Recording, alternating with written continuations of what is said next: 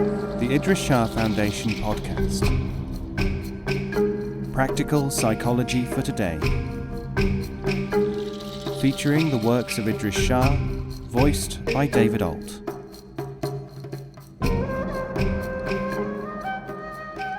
Welcome to the Idries Shah Foundation podcast. In this edition of the podcast, we will hear selections from The Elephant in the Dark by Idries Shah. This audio is made available by the Idries Shah Foundation.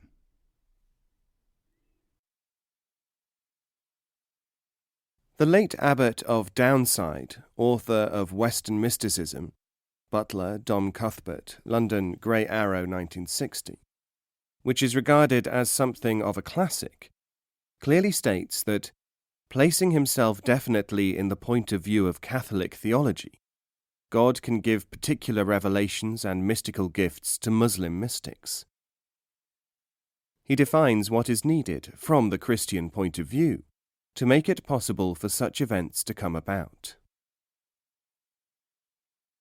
Only the enlightening motion, wholly interior, which should put his mind in perfect consonance with the supernatural revealed truth, the grace of faith which God refuses to no sincere mind, which is the proposed object of faith. In this he echoes the spirit of a passage about devotion in the Quran, which refers to worship becoming, as it were, a texture of man's actions and thoughts. In the places of worship which God hath allowed to be raised, that his name may therein be remembered, so men praise him in the morning and in the evening, men who neither merchandising nor traffic diverts from the remembrance of God and the keeping up of prayer. Quran 24, 36 and 37. And is there a stage, from the point of Christians, where understanding of surrender in spirit and language can come to pass? Certainly Father Cyprian Rice, the Dominican author, in a book which has the nihil obstat and imprimatur of the Dominican and diocesan authorities in Rome, Rice Cyprian O.P., The Persian Sufis, London, Allen and Unwin, 1964, looks forward to such an understanding. Whatever one's preconceptions or reservations, he says, it is difficult not to recognize a kinship between the Sufi spirit and vocabulary and those of the Christian saints and mystics. He is certainly not looking for a derivative pattern with Islamic ideas taken from Christianity, as so many other workers have tried to sustain. No evidence for this derivation has so far been adduced, and indeed Father Rice himself says, it is difficult to trace any scriptural or literary evidence of the propagation of Christian teaching on Islamic mystical writers. That the experiences of the desert monks in the Middle East still provide a powerful concept for the resumption of understanding based on a devotional spirit is shown by a recent monograph in Sufi Studies East and West, New York, Dutton, 1973, written by the eminent Coptic lay churchman Judge Hilmi Makram Ebeid.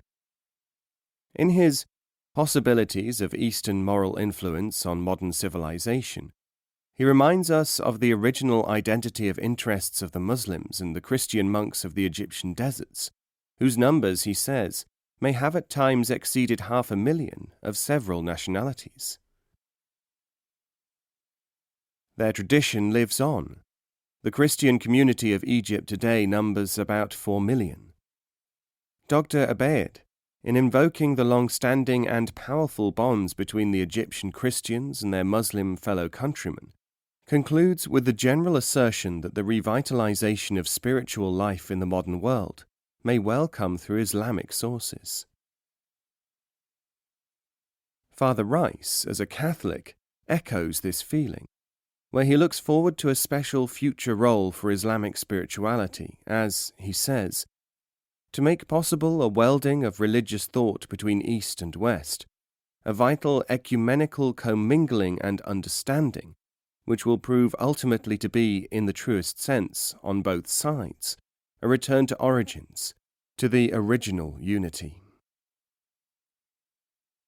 A man with a devout Protestant background, with parents who made their children Christians, was the late Professor A.J. Arbery of Cambridge, who consecrated most of his working life to the investigation of Islamic devotional literature, more especially of Sufi mysticism. His feelings about the future of cooperation between East and West in the study and development of this subject are very plainly put in this passage. It is far from useless to look back into the pages of the distant past. Whether we are Muslims or not, we are surely children of one Father, and it is therefore no impertinence, no irrelevancy, for the Christian scholar to aim at rediscovering those vital truths which made the Sufi movement so powerful an influence for good. If he may have the cooperation of his Muslim colleagues in this research, and the signs are not wanting that he will, together they may hope to unfold a truly remarkable and inspiring history of high human endeavour. Together they may succeed in retracing a pattern of thought and behaviour which will supply the needs of many seeking the re-establishment of moral and spiritual values in these dark and threatening times. Like Dr. Abeid, Dr. Arbery leaves us in no doubt that the Sufi heritage may, in his belief and in his words, meet the requirements of the modern and future man. Arbery A.J. Sufism, London, Allen and Unwin, 1963. If some of these fervent and hopeful aspirations are thought over-enthusiastic, it can only be said that people will find in a subject that which corresponds to their own bias, at least initially. It seems possible that with the wide-ranging familiarization with varieties of Christian and Muslim religious experience and writing, that a balance of understanding may be struck. It is unfortunately true today, as during any time in the past, that individuals and coteries, basing their view upon narrow experience and perhaps even narrower, though concealed, prejudices, present their own religions and those of others with what amounts to distortion. The effects of this must be put down to psychology. Some of it may even be a clinical responsibility. Currently, in the East and West, there is so much publication and misinformation that only extensive reading will enable the student to form a useful opinion. Few Western readers, of course, reading many contemporary works on Islam and particularly in the mystical area, will be able to perceive, unless they have this sound grounding, that many of the writers, while genuflecting towards objectivity, are in fact ideologists, pursuing personal vendettas or biases, or trying to create a climate for the ultimate projection of a certain exclusive point of view, or worse, though fortunately rarer, seeking personal prominence, precisely what Ghazali warns against in his Abysmal Valley. Several Eastern propagandists, some of them occupying scholarly posts of one kind or another, use up much ink in attacking Western workers. There is certainly some ground for pointing out the unbalanced picture, created by personal bias in such figures as Nicholson, whose attraction for Rumi and Sufism is in conflict with several forms of opposition, creating a bizarre dichotomy. For example, his belief that Sufis attack Islam, selected poems from the Divani Shamsi Tabriz, Cambridge University Press 1952 edition, that it is not surprising that the Sufis should lack the psychological richness and variety which is found in Western mysticism. The idea of personality in Sufism, Lahore 1964, that Hujwiri was neither a profound mystic nor a precise thinker. He also states, in violation of all Sufi thought, that Sufis reached a purer religion and a higher morality than Islam could offer them, in The Legacy of Islam, 1968 edition. As I say, this balance can be redressed without intensive personal attacks, by familiarity with the whole spectrum of the materials. Again, current vogues for what people are pleased to call mysticism, but what are in fact more easily explained as, in general, sociological phenomena, cause a confusing situation for many. The occultist-minded and less informed tend to read or absorb selectively, and choose agreeable, to them, passages even more selectively. They are victims of two things. One, lack of a good grounding of information, and two, the confusion by well-meant but maladroit literature. In the second category come some quite hilarious developments. Surrender to God must mean a search for truth and a corresponding diminution of egotism. Some of the present-day writers and speakers on this subject are so palpably motivated by egotism, and the process has gone so far, that the disciple of one man known as a spiritual teacher once shouted at me, "I have been told by my teacher not to listen to anyone, and when he tells me to do something, I do it." When I explained to him that if he was not to listen to anyone, he should not listen to his teacher, he was at first quite astonished.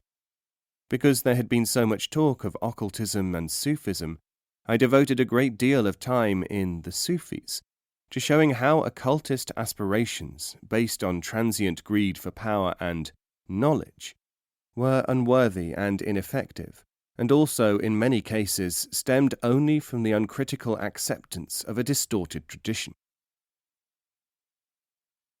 It was, in the event, just as well that I did so.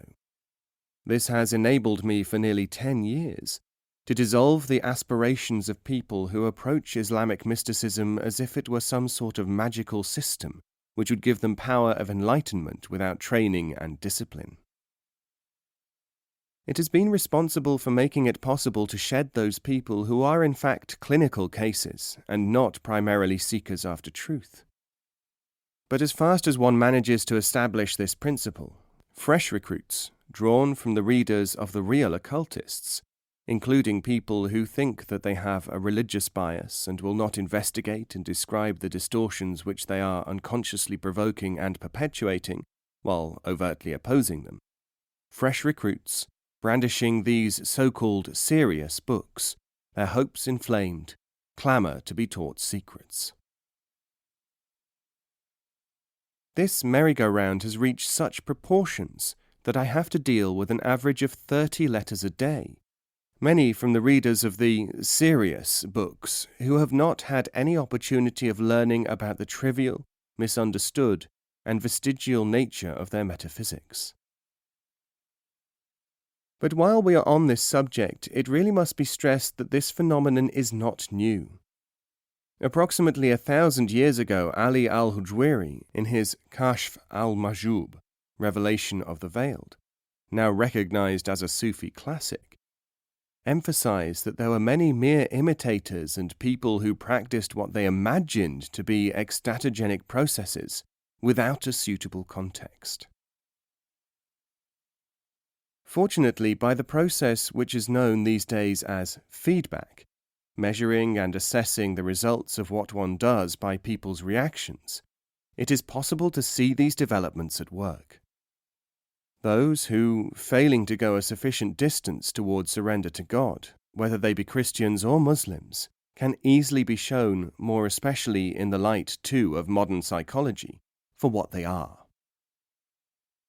This yields instructive study material with which we can demonstrate superficial and subjective states to honest enquirers, and there are indications that the initiators of such petty activities themselves can be reached by a similar method. There is a ragbag of Eastern and Western individuals who specialize in making a good deal of noise in attempting to capture the attention of both Christians and Muslims for their peculiar brands of mystical study. Their efforts could only succeed to any extent at all if they themselves succeeded in confining students' attention to their own writings and activities. Any reasonable degree of familiarization for the student with the whole range of available material, in the case of the Sufis with the major Sufi classics, which exist in translation, will at once show up the narrowness and selectivity of their pretensions.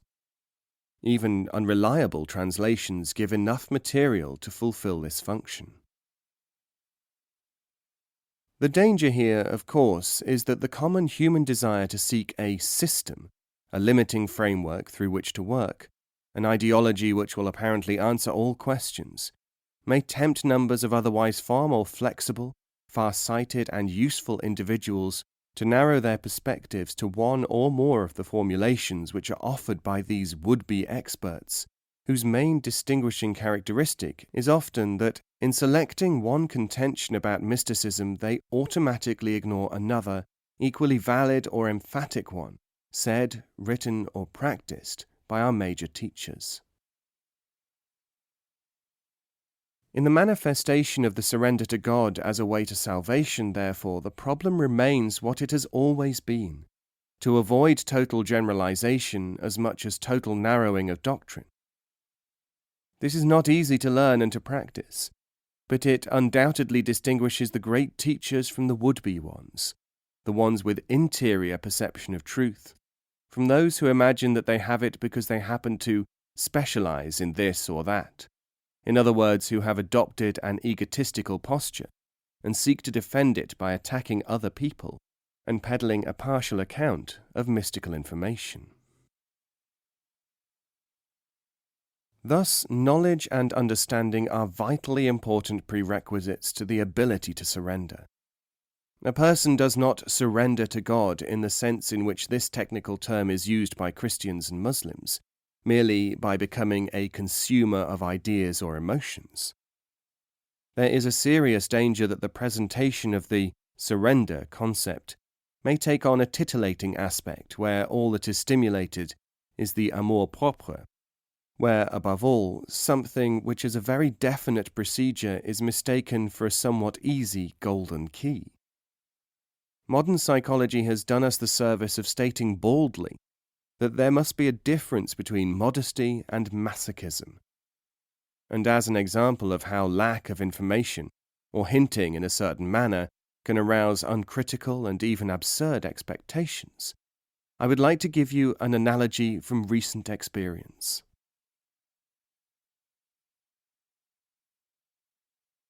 A little while ago, I began a talk in London with these words. There is a country where, for centuries, people have drunk, often first thing in the morning, a decoction of a certain dried herb, which they cause to be brought from distant and, to them, little-known lands. Many of them believe that they would not be able to manage their lives unless they consumed this nostrum regularly.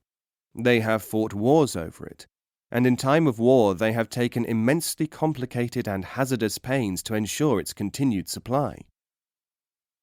At this point, someone stood up and said, "What is this place? What is this herb? Can we get any? And would it be useful to us? Can we visit the country where it is used?" There was a rustle of approval from the audience. This was what was in the minds of many, if not all of them. I noticed that well over 2/3 of them seemed to be sitting on the edge of their seats. Well, as I said at that time, yes, we can get the herb and it is useful to us. We are already in the country, and the plant is called tea. At that time in Britain, this unknown substance, tea, was being imported at the rate of £500 million per annum. Every year, each man, woman and child in those islands, and in my audience, was already consuming every year the decoction of 7 pounds of the stuff. One might say that such an experiment, which I and others have performed many times, is certain, when carried out among credulous, greedy, gullible people, to produce a reaction like this. I entirely agree, which brings me to the real point of the story. I have not yet told you who the audience were. The people at that lecture, who numbered over 200 individuals, were all, so far as could be determined, people who had come to listen to a talk about the relationship of man with God, the possibility of self-improvement through faith, bases of approaches to true humility. They had been selected from among groups of people who, for many years, had convinced themselves that they were seekers of truth, and certainly had had no hand in the shaping of the background of their thinking. They were an audience of people who believed that they were following the teachings, the writings, and the traditions of Christian mysticism. In the absence of some kind of feedback, they had apparently not reached the point where they had overcome or attenuated to any very visible degree their very superficial greed, literally, for some kind of nostrum. If people who are not sympathetic towards the religious perspective were to replicate such an experiment, they would not use it as we do, as an admonition. They would, and many have, use it as a proof that spirituality is a form of greed. The teaching by both Christians and Muslims over the centuries, that it is not enough to seek God, but that he must be sought in a certain way, and that if this is not understood it can be said to be worse than no search at all, since the search can merely nurture greed. These teachings had, in respect to those people, gone by the board.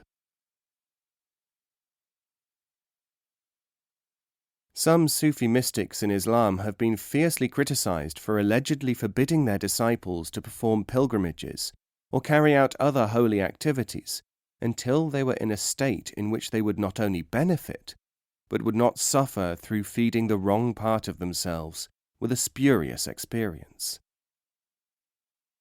Yet if you verify this sort of experiment for yourself, and there is no need to rely upon my statements, for your experimental material is everywhere, you will come to understand the thinking behind such strictures. Neither the teacher of religion nor the would-be practitioner dares, if he is in his right mind, to develop hypocrisy or abet its development by failing to observe the primary necessities, the prerequisites, for an attempt at surrender to God.